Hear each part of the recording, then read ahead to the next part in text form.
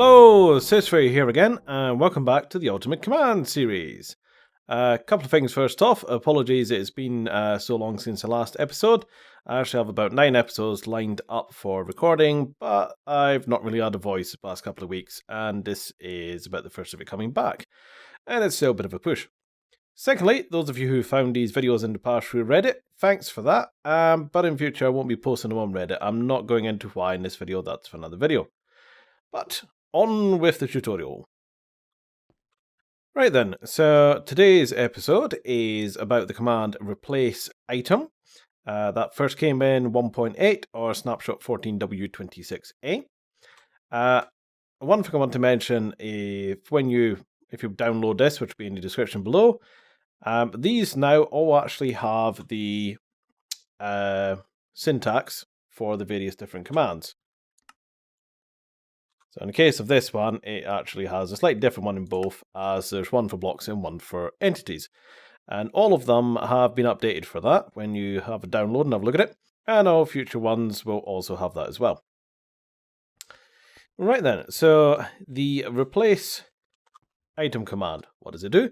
Well, it replaces items. So in this chest here, I have a wooden sword with sharpness 5. And let's have a look at the command I have set here. So this is a replace item, and this one is affecting a block. So that's that block there.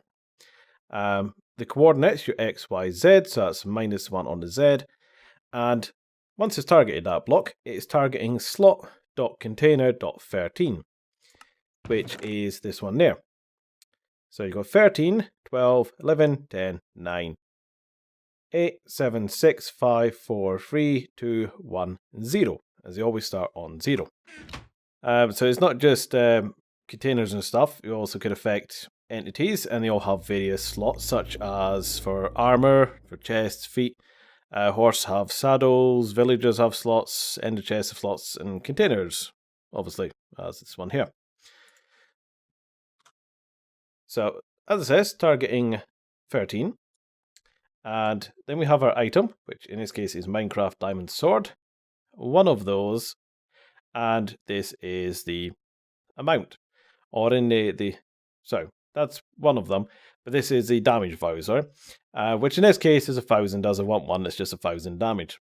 And it also supports data tags, so I'm giving an enchantment of ID 17 and level 3. Press the button, and it's now replaced that slot with a diamond sword, smite 3, and as you can see, it's damage with a durability of 561 out of 1561. This one, same command, but this time a Minecraft wooden sword, and one of those, no damage at all, and different type of enchantment. And it's just targeting one block in the positive Z, which is over there. Press the button, and it's now the wooden sword again. It doesn't actually have to have an item in there, because empty is basically air. So if I do that, you'll see we've got another one. And so on. Now, the blocks it can affect is a chest, a trap chest, our little friend the dispenser and dropper, furnace, the hopper, and also, you might find a little unusual, but the brewing stand. You can affect all these slots in it as well. Pretty much nearly anything that has some sort of inventory within it. A couple of ones not affected that you can put things into is the see the slot on the top there, that's a jukebox, and our little flower pots, which we can stick stuff in. To affect them, you do need to use the block data command. And one that's definitely not affected is the crafting bench. And obviously, the crafting bench does have an inventory, but that only really exists well if you've got it open, and it's just for the player, so it's not affected by that command. So that was a version for blocks. There is a slightly different version for entities, which is simply instead of block, we have entity. So again, replace item, in this case entity, and we've got an entity, type of zombie, radius of 5, so we'll get people who are inside there. And in this case, we're targeting slot.armor.head, and giving him a golden helmet. So if we get ourselves a zombie, obviously doesn't like the sunlight. There we go. So we've given him a golden helmet and he should stop burning shortly. There we go. So that's his little helmet set. If we press it again, let's just replace the golden helmet with another one so you don't see it. And if you want to remove items, so again, it's the exact same command, replace item, entity, targeting zombie, slot armor head, and this time Minecraft air. As I said, empty things are basically air. So if I set his head slot to air, there we go, no helmet anymore, and he will burn to death. That little example with the entity is targeting the closest player in this case, is our selector here, and slot.hotbar.4 and Minecraft diamond, and I want 12 of those, and 0 data value. So obviously my hotbar is down here. In fact, do that. That's this one here.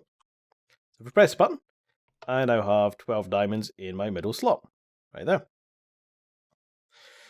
The slot in this case is 1, 2, 3, 4, 5. But you'll see I'm targeting slot 4. Because again, it starts 0, 1, 2, 3, 4. So these always start with 0. Again, this time just give myself diamond sword as we've seen earlier with some enchantments. Same slot, press the button, and it's now replaced it. Move it to a different one, get another one, and so on.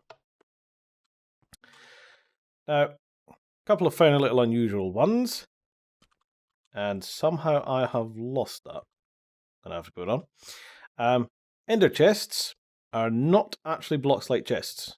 It may look like a block, and it may open it and put inventory inside it, but actually the contents are entity, not block. The ender chest information is stored in the player. So all my stuff, if I was to do that, is still stored in me as an entity in game. So that would be my slot.enderchest. Have those back. Found one which for some reason seems to have fallen off here, so I'm just going to have to grab one. Is item frames. There we go. Item frames are not affected, but you need the entity data command to change the contents of an item frame.